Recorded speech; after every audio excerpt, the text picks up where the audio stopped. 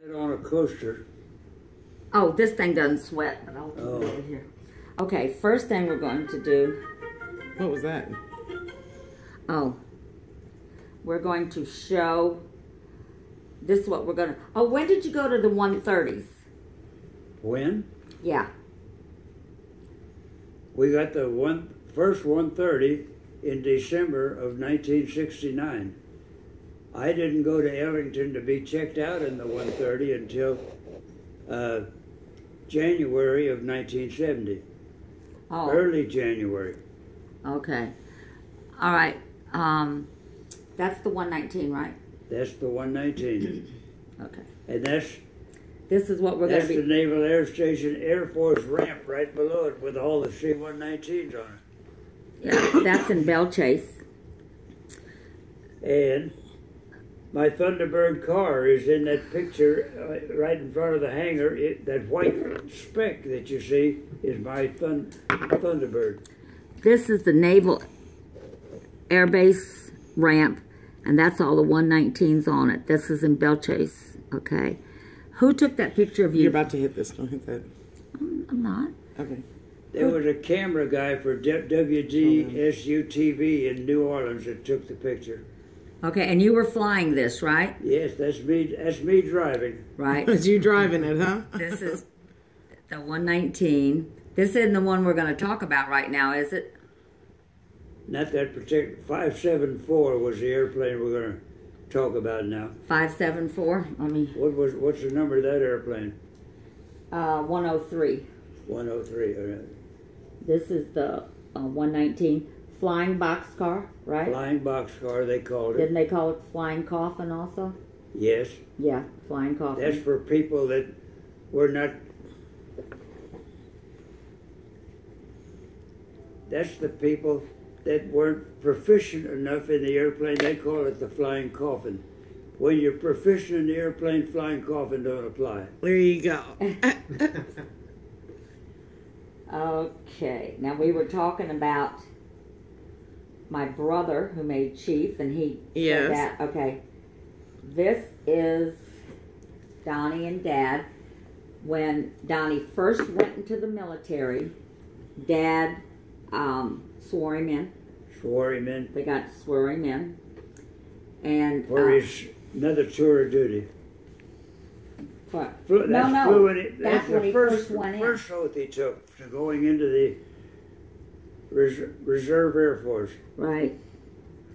My brother, who eventually became Chief Master Sergeant, was the youngest person in the Air Force to ever make Master Sergeant. He made Chief. That's them right there. That's when he first went into the military. Gramps got blurry. Where? On there? Oh. Yeah, after basic training at Lackland, no, that's not. He came back to the reserve unit there at the Naval Air Station in New Orleans. There it goes. You just had to trigger it. Okay. He used to park me when I taxiing in. He'd do the old handshake, do this, line, and give me this to stop the airplane and all that jazz. Donnie would? Yeah, he had to know all them hand signals. So your son was helping you park, huh? Oh, yeah. Now this is Donnie when he went in for his second tour, and they let Dad swear him in again. You got to swear him in for his... That was his last swearing in. His last swearing in? His last was swearing in. Right, and he was already chief then. Okay. Yeah, he was already chief then. I didn't know that you swore him in twice. Oh, yeah. At the beginning and before retirement. And then we'll go here. That's Dad and my brother. Donnie's chief. And what was I going to say about it? I don't remember. Okay.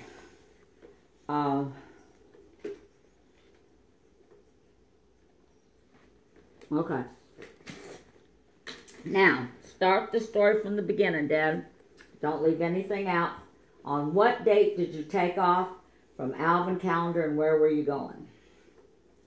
Well, I was just talking to him. Okay. I made a mistake a while ago on this last flight. I said I was going to Alexandria, England Air Force Base.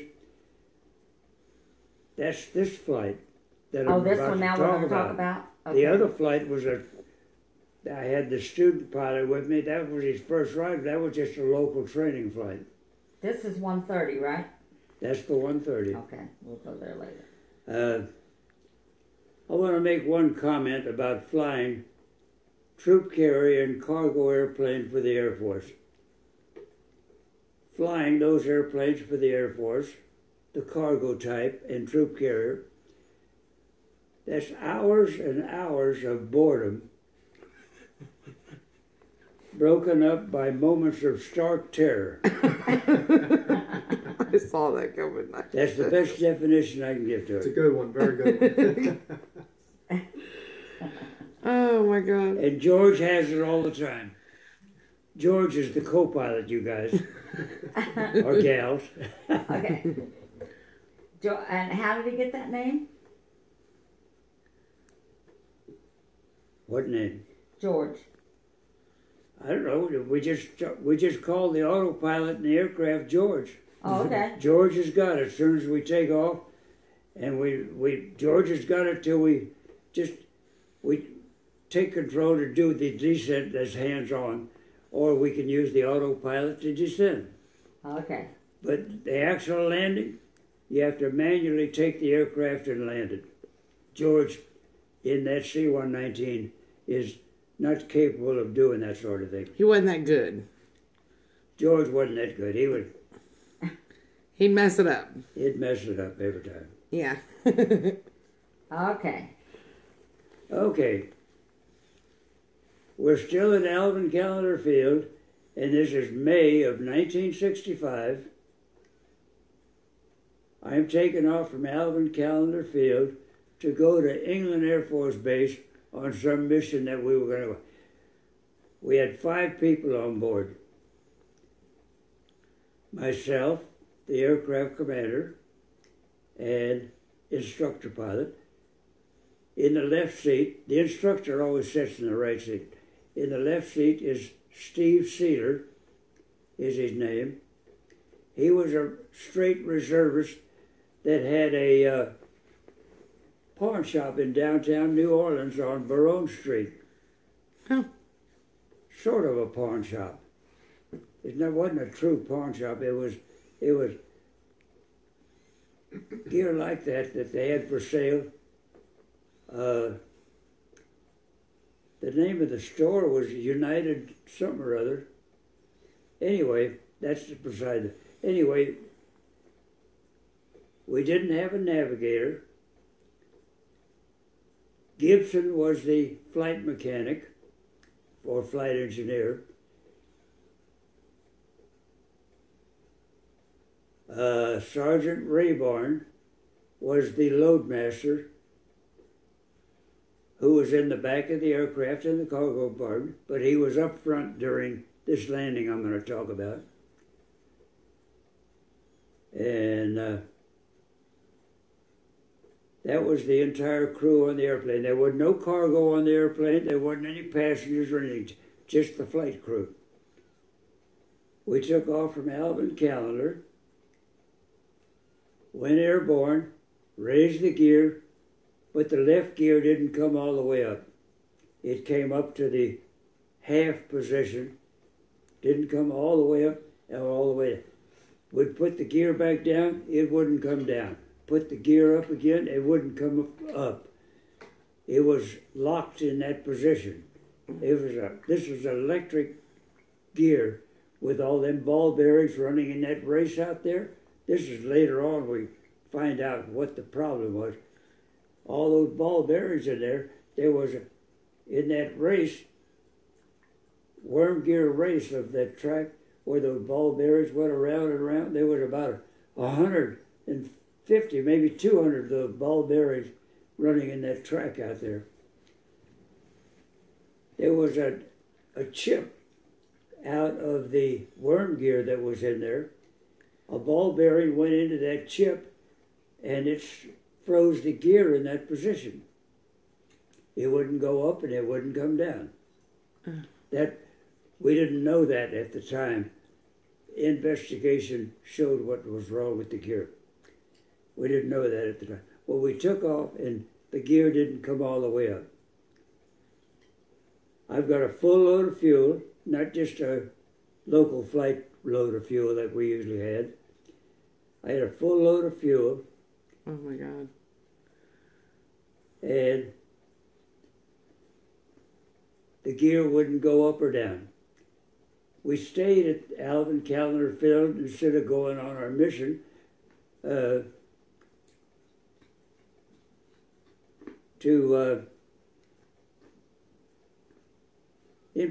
take care of this emergency.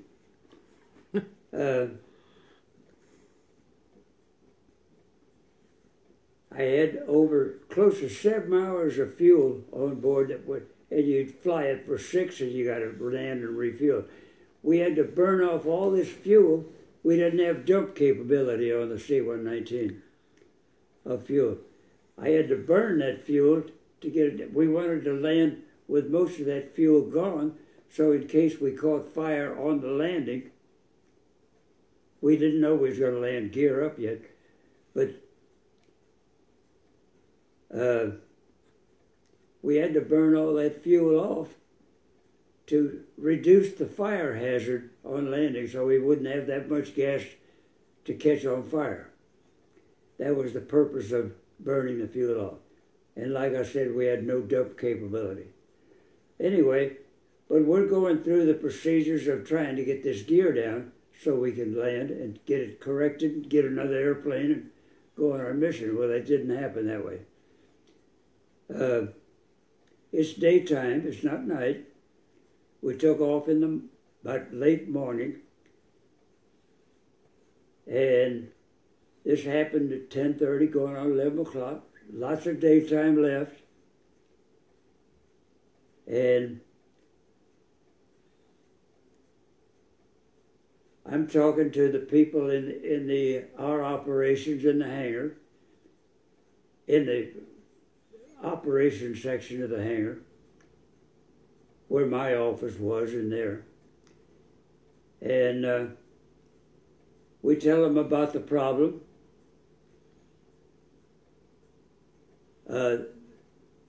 Procedure was we had to call in Ellington, which is our wing headquarters at Ellington, and tell them there's an airplane in the air with the gear problem. Landing gear wouldn't go up and it wouldn't come all the way down. And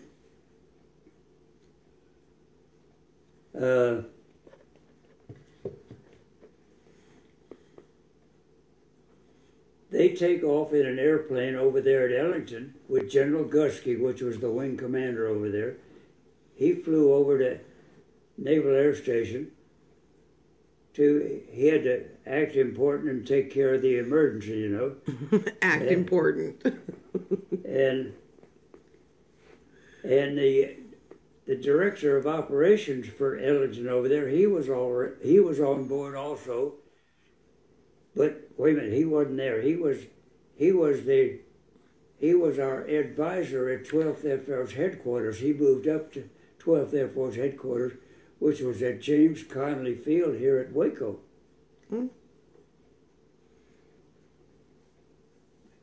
He wasn't at the Naval Air Station at New Orleans, but he was on the phone with us, advising me on what to do.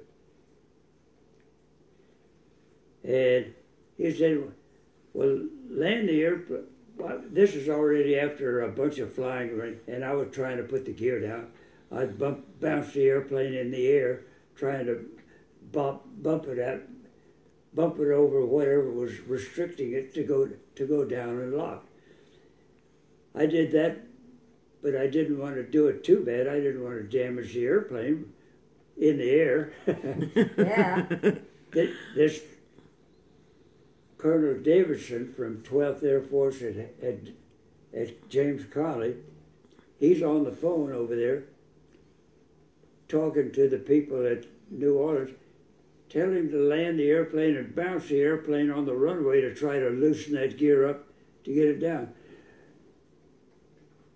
And I said, no, we're not going to do that. We're already I tried that good enough in the air. But we're not going to do that, and maybe if the gear did fold and I pushed the blade into the ground, we go cartwheeling down the runway or something. I said, no, we're not going to do that. Pilot has the final say, right? The aircraft commander in the aircraft has the final say. He can nose it in and crash if he wants to. He's the aircraft commander. But naturally, that don't happen. And the person on the phone telling you what to do, what was his rank? He was a full colonel. Okay. The wing commander that flew an airplane over there to New Orleans, he was a brigadier general. Mm. Wow.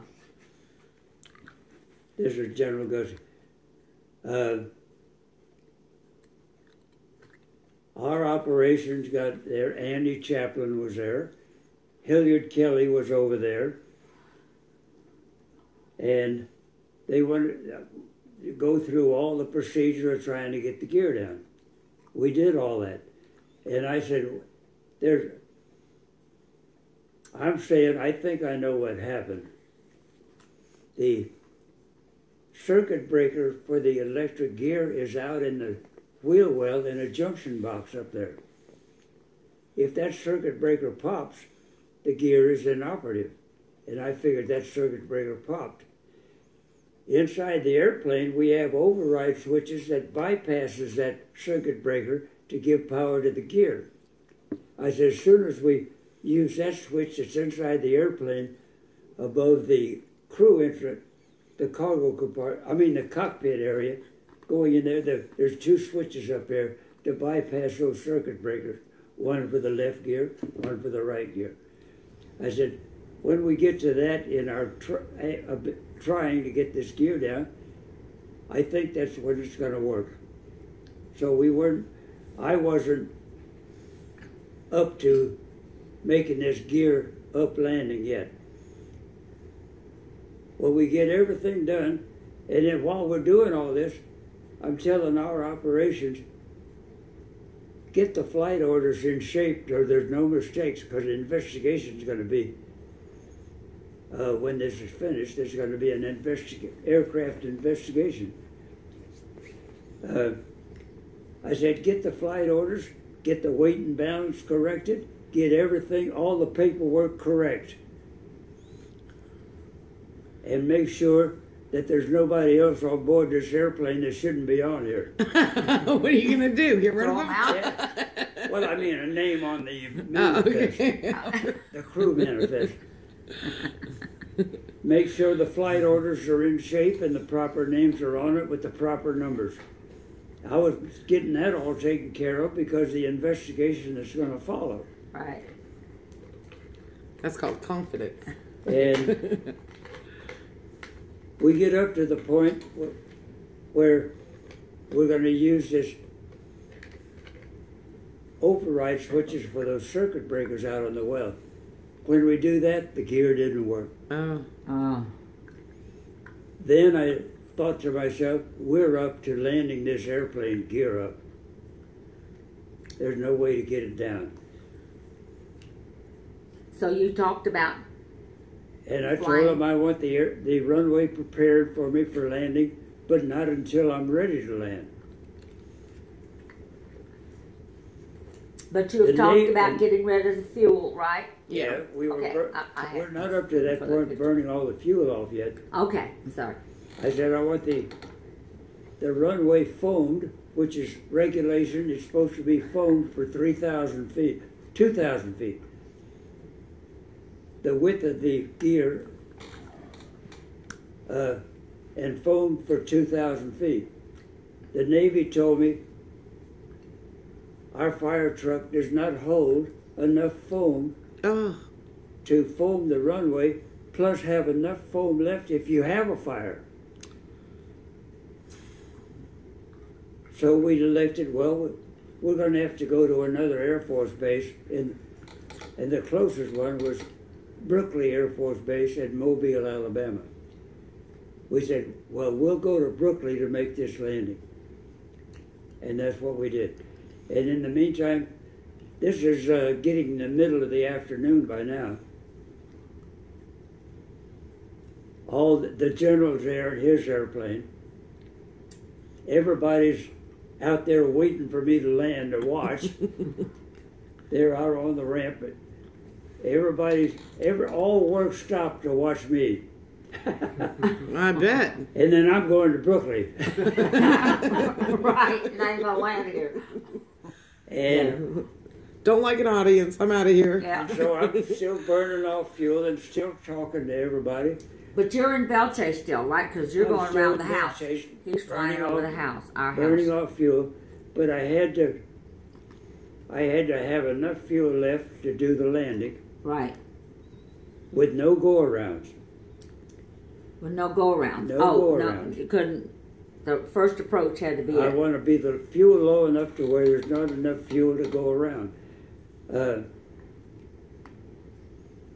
I told Brooklyn to have the safety officer there. Every base has a safety officer. I was a safety officer for our unit at Naval Air Station. I was the director of safety.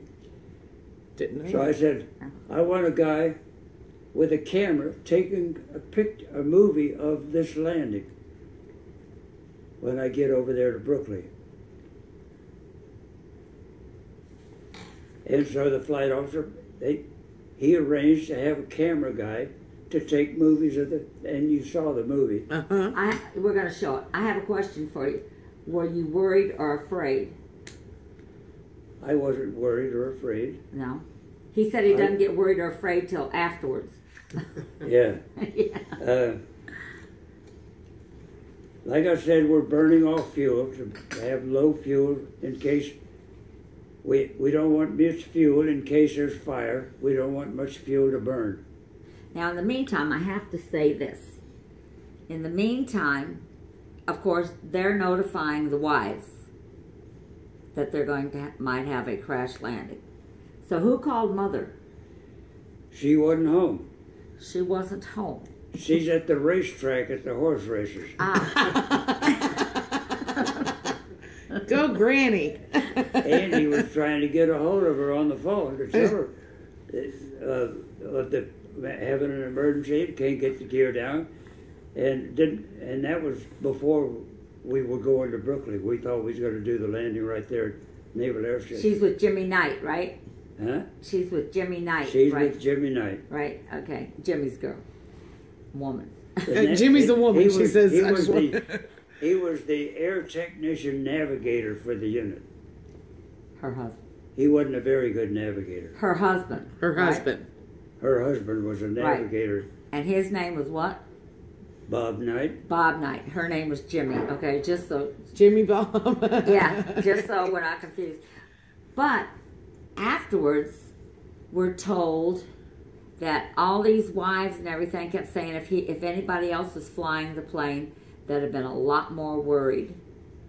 But since it was Dad, they were still worried. But they said if anybody else would have been flying the plane, they'd have been a lot more worried. Okay, so go ahead. Okay. Did anyone get to call their other spouses or anybody else? Did Mom ever find out? They called all the wives. Did Mom find out before this, or were you already down safely when she found out? I don't remember now. You know? Okay. I think she got home and they got her on the phone and she knew it happened. Oh, okay. I think that's the way it was. Way it was. Okay.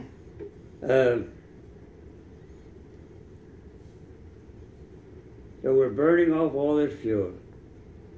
And we're on the way to Brooklyn now. And the general that was in his airplane, he took off. And one of our airplanes took off to get our ops people and Chief Kelly over there. They all wanted to be there to watch to be in on it, you know, or do whatever they could to handle the emergency, you know. So they took off to go to Berkeley? To Brooklyn. Brooklyn. Okay. Ahead of you. And to be there when you got there. Yeah. Yeah. We wanted to land before dark. That was another. And whatever gas we had, we weren't going to land in the dark. Right.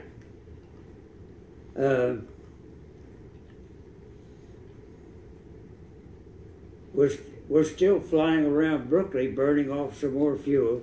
It's getting to be 5 or 5:30, going on 6 o'clock or something like that. The landing was somewhere between 6 and 7. I don't remember what time, but it was daylight till 9 o'clock in May, you know, almost. Mm-hmm.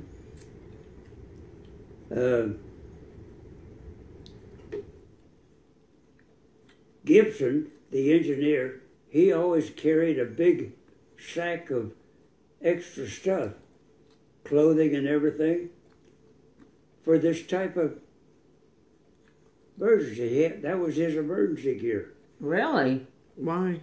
We had our own gloves, but he had parkas we could put on with a hood on it.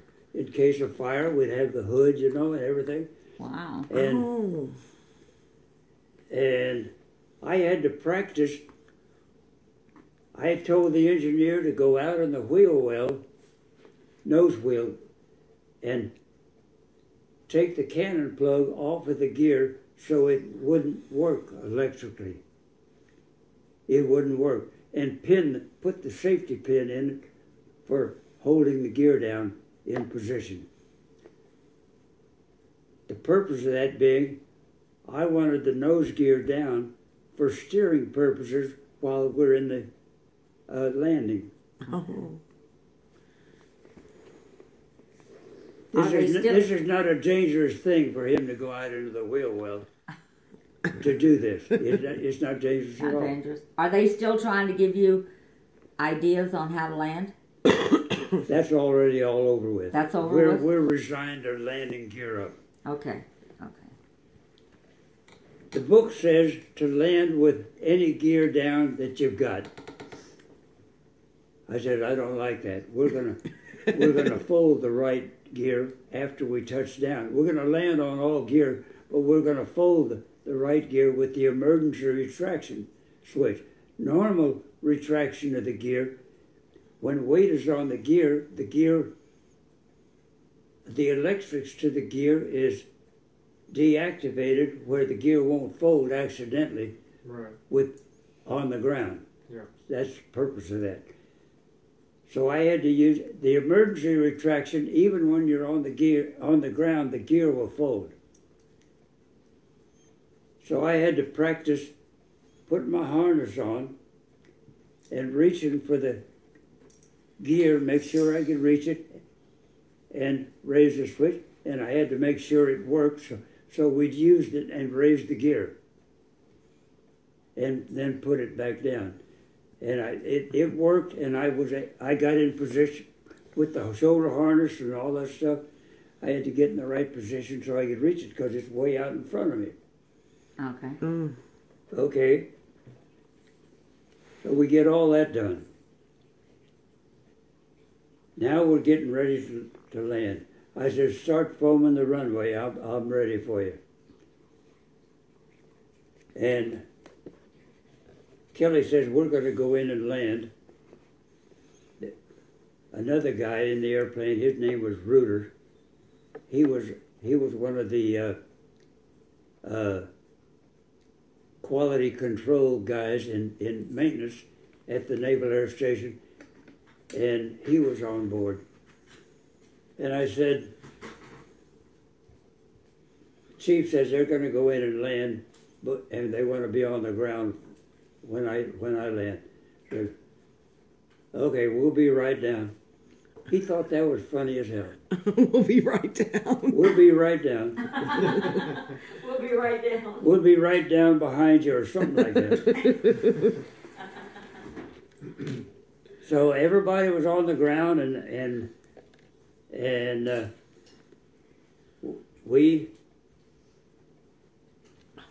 we're not landing on the main runway. We're landing on an alternate runway. Okay. And that was a runway 18, I think it is. Okay. Because the main runway was, the main runway was 14 and 32. The other end was 3-2 and 1-4 to the southeast, 3-2 to the northwest.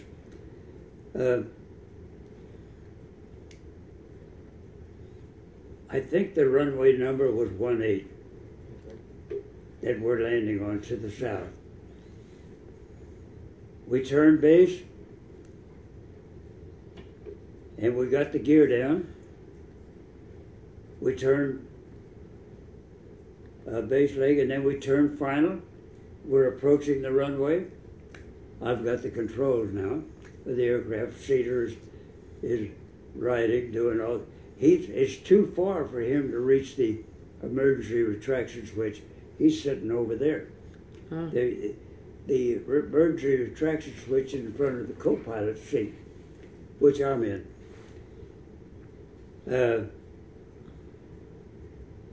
We touched down on the main gear, and I'm going to keep the wings up until the wings start losing lift and it starts to go down.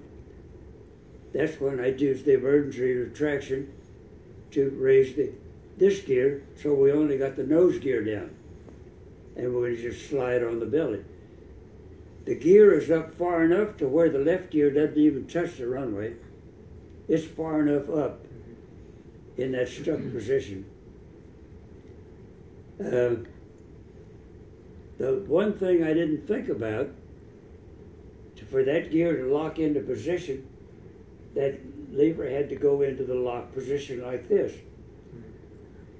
Meaning, to go through the unlock position, it had to go, the gear had to go down a little bit before it came up. Yeah. And I didn't think about that. Mm-hmm. And when I did the emergency retraction, the wing went down a little further because it had to go through that level position of the elbow, and then it folded like it's supposed to. Okay. The left engine never touched the runway except it scraped a little bit. It didn't even bend the blade. But the left engine, the prop, hit the runway a little bit. We landed right at the foam, just prior to the foam.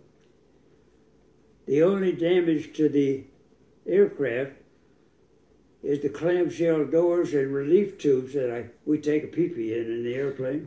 You take a pee-pee? The relief tubes, scrape the relief tubes off and just scrape the skin off a little bit. It didn't even buckle any of the framework of the airplane at all. Right. That's after we get out of the airplane and look at it. Uh-huh. And they get it up on jacks. And we're in the center of the foam, and as we